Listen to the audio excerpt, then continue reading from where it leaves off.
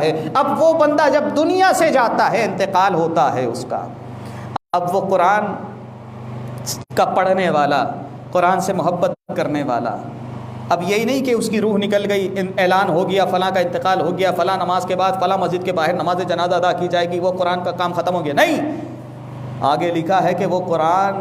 اس کے سرانے کھڑا ہو جاتا ہے جب اس کی روح نکلتی ہے، ایک نور کی شکل میں اس کے سرانے کھڑا ہو جاتا ہے، اور جب اس کو غسل دیا جا رہا ہوتا ہے،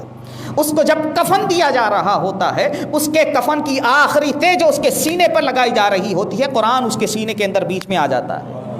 اور جب بیچ میں آتا ہے یہاں پر بس نہیں ہوئی، فرمایا جب اس کو قبر کے اندر اتار دیا جاتا ہے، منکر نکیر آتے ہیں، رشتہ دار چلے جاتے ہیں دفنا کر، منکر نکیر کے سوال کے اندر اب وہ قرآن اس کی تہ سے باہر نکل کر فرشتوں کے آگے آڑ بن جاتا ہے۔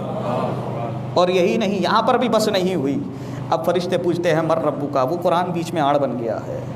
وہ سوال کرتے ہیں میت سے، لیکن وہ قرآن سامنے آتا ہے، فرمایا مر ربو کا، تیرا رب کون ہے، ما دینو کا، تیرا دین کیا ہے، ما کنت تقول فی ھذہ حق الرجل، اس مرد مومن کے بارے میں دنیا میں کیا کہا کرتا تھا، لیکن قرآن بیچ میں آڑ ہے۔ اب فرشتے رب کی بارگاہ میں حاضر ہوتے، مولا یہ عجیب معاملہ ہمارے ساتھ درپیش ہے، کہا مسئلہ کیا ہے، فرمایا ہم سوال کرتے ہیں میت سے، ایک چیز ہے، روشنی ہے جو ہمارے بیچ میں آ جاتی ہے، سوال کرنے حائل ہو جاتی ہے، سوال کرنے دی، فرمایا وہ روشنی نہیں ہے بلکہ وہ میرا کلام ہے،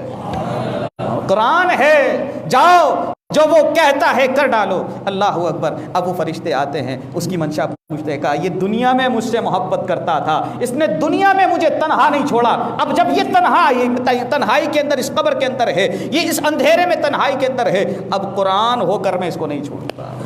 ایسا وفادار ہے یہ قرآن، قرآن سے محبت تو کریں، قرآن کو پڑھ کر تو دیکھیں، تو لہذا قرآن پڑھا کریں، یہ قرآن کو چومیں، سینے سے لگائیں، بڑا مزہ آتا ہے، کہ روحانیت ملتی ہے، طبیعت کے اندر آپ کی ایک خوشنودی سی حاصل ہوتی ہے۔ تو اللہ کریم ہم سب کو قرآن پاک کی محبت